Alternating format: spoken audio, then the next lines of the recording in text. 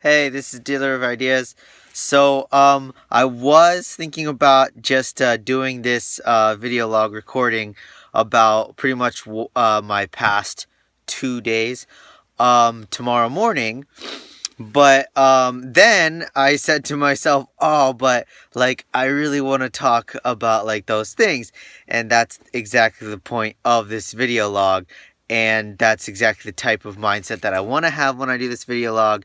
And also, as soon as I had that thought, I just basically took out my phone and started this recording. So completely no preparation. It's just, okay, this is the stuff that I'm most excited about and is most relevant to my, I guess, like my journey. And another way of expressing that is the things that are relevant to sort of what I really care about and what my true goals are. Um, so yesterday, so I found out about a meetup um, that was called the Mad Scientists and Biohackers Social. And I said to myself, well, I'm a mad scientist and I'm a biohacker, so I better go to that social. And another reason why I was excited to go to it was because it was held by a group called Counterculture Labs, um, which is a collective which has a space in a building called the Omni Oakland Commons. And I wanted to check out the Omni Oakland Commons. Um, and so I went there and I got a tour of it from a djembe player. Djembe is a type of African drums. And it's like one of the coolest places I've ever been. Um, they have like spray paint on the walls, and it's just like so many interesting things. But mostly, there's this one big room which like it literally looks like a mad scientist um, lab, and like I just felt this incredible sense of like belonging when I was there, and it seemed like the perfect space for me, and I took a picture of it. I'll try to figure out a convenient way to post it to let you guys see. Um, but this space, half of it is the space of the one collective known as the Pseudo Room, SUDO, and the other is Counterculture Labs. And Counterculture Labs is bio and in chem, and the Pseudo Room is hardware. Yeah, hardware pretty much. So like the combination of that whole space to me is just amazing, and it really is like two of the things that I love most, which is like all of the electronic and like sort of mechanical type of science, and then biological type of science. Um, so I went to the social and I found out all about counterculture labs. And so mainly, so what they are is they're a place for anybody to go and volunteer on projects or do their own projects. And the main projects that they have four right now. They are creating a like a they're creating a process for making a like generic form of insulin, which is really important. They are working on making the first ever vegan cheese. Um, there is vegan cheese which is not actually cheese, but they're trying to make vegan cheese. They're trying to produce the same actual proteins as are in cheese. So what they would produce would actually be cheese. They would produce it from, genetic engineering, plasmids and stuff like that. And then another big project that they have is with fungi. And there's one guy there's one fun guy who is actually he wants to make a field guide of Mexican mushrooms. And then finally they are starting up a project involved with plant bio. Um, and so one thing I think is really cool about Counterculture Labs is their name, and how like I basically have realized that, oh, like I really like counterculture like ideology, and like I really identify with like all of that sort of stuff. So definitely my type of thing. Um, and I also talked with a bunch of people in Suda Room, and I met this one guy, super super smart. He's been doing like DIY hardware stuff like all his life, and so he gave me.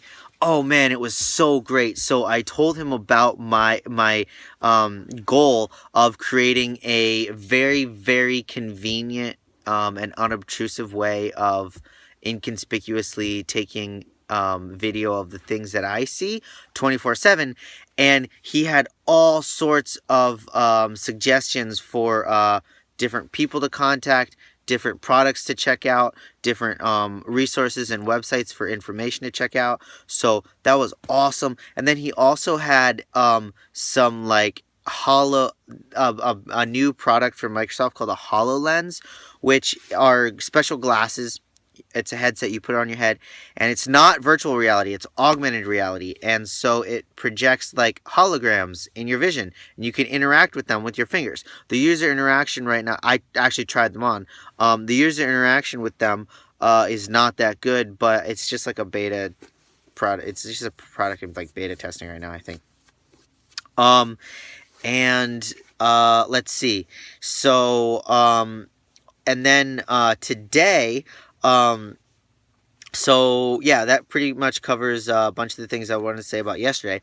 And then today, I went with Albus, the head of the marketing consultancy. He was giving a presentation on the neuroscience of persuasion to two startup founders in an incubator called Rocket Space. And the tagline of Rocket Space is we help people bring the future to market. And that is such a powerful and effective way of communicating something to me, because that's like something that I'm super excited about, is like not necessarily like bringing to market, but somewhat, because really that's the point when the technology becomes accessible to many people. So it's crucial. But really, what's exciting to me is future, and making the future happen. And so the idea that they would so like blatantly express that idea as their like mission is really exciting to me. So I really feel like I just am finding out about all of these things that are like right up my alley, and that's super cool. And so one of the startup founders that I met, they are designing and building a technology where for concert goers and for music. And the idea is that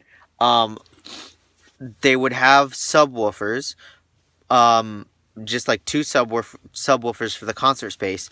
But aside from that, all of the sound would come from little tiny speaker bracelets that every single concert attendee receives. And so this would create a much more distributed, even immersive sound. And it would also allow all sorts of playing around with like the spatial dynamics of the sound. So you could do like a wave, or like concentric circles of sound, because you could create this is the algorithm, so that the music has certain like spatio-temporal dynamics. So this could actually create a whole new like dimension within a musical experience. And since I am right now well, I have a big aspiration of creating amazing musical experiences for crowds. Of course, I'm interested in this new technology. And the fact that I am working with this marketing consultancy in Silicon Valley means that I'm the one of the first person going to be in that group of like the first group of people that finds out about new technologies and new potentialities and capabilities. And if I find out about it first and then move quickly to be an early adopter and a pioneer in this new technology, that will give me a huge leg up and a huge advantage over other artists. So this is something that I'm pretty excited about. And I already told the founder of the startup guy about how I'd be interested in playing around with potentialities around his new technology. So that's super exciting. And then afterwards, I went to Noisebridge and I saw the end of a talk on so a guy was talking about basically in a nutshell how to make chatbots polite and create like a positive emotional relation, sort of like engineer positive emotional dynamics in human AI relationships. So he was talking about how like one approach that he personally advocates is designing the AI software so that it sort of like adulates the human user. And so I was like sort of thinking of an extension of that, and I was like, wow, that's something that actually some people don't really receive much of from any source, which probably is somewhat of a significant cause of mental illness. And so, in addition to just being possibly like a preventer of mental illness, I'm thinking that these sort of like positive, polite chatbots could potentially even be like a cure for mental illness for many mentally ill people. And because the situation right now is that there's a lot of mentally ill people, a lot of them are homeless, and like nobody's, well, not on a large scale it are like mental health professionals really being provided to these people, in large part because, yeah, I mean, psychiatrists, psychologists, they're not cheap, but if we had chatbots that, like, I mean, and there's no real necessarily there's not necessarily a huge harm in like doing testing of whether this would be a good idea and distributing like phones with this chatbot program on it to homeless people, or just different cohorts of mentally ill people.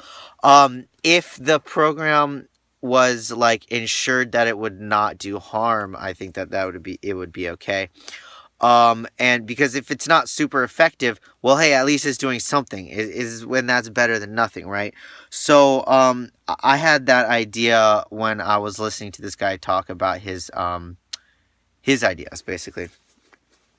Um, and then I started doing a bunch of work for Dealer of Ideas for both the blog and the YouTube channel. And I decided that I want to add a new section to my blog, uh, like where I'll post. Like the idea is every day. Like I don't need to post every day, but something that I've already been doing since like 2 days ago is it's partially for me. It's mostly for me. But what it is I've been doing a real time log of my activities, more focused on the goal slash consequence rather than the activities itself. So, and then I also add to this log not only things that I have already completed in the day, but also things that I want to complete in the day. And the idea is that, like, I complete a certain task, I go to the list, I cross it off, and then if I don't, immediately what the next thing, if I don't remember immediately what the next thing that I wanted to do was, well, hey, it's already there on the list. So it's just this real like aid to productivity.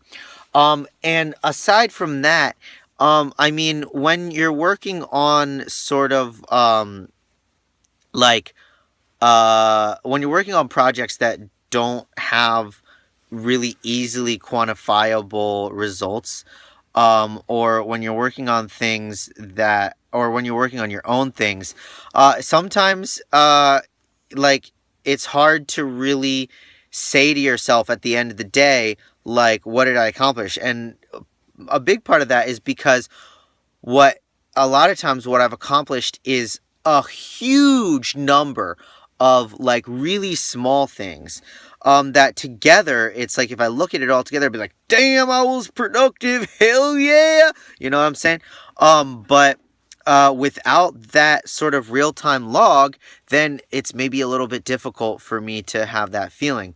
And so, like, as an example of like really, really small things, like a bunch of, it's like, you know, for today, I had some things on my list, like, tried to officially associate my YouTube channel with my blog. Started thinking about what sort of images I want for my YouTube channel. Added a new post to my blog. Added two new pages to my blog. Like found out about YouTube live streaming and made a note to like look more into doing that later. Figured out how to customize the layout of my YouTube channel and then actually customized it. So like these are just things that spring to the top of my head right now, but there's more on my list. And so what I'm getting to is that I've decided to actually post this list on my blog after I curate it slightly and just leave in the things that are relevant to my my journey and my goals. And I'm hoping that the value of that will be twofold.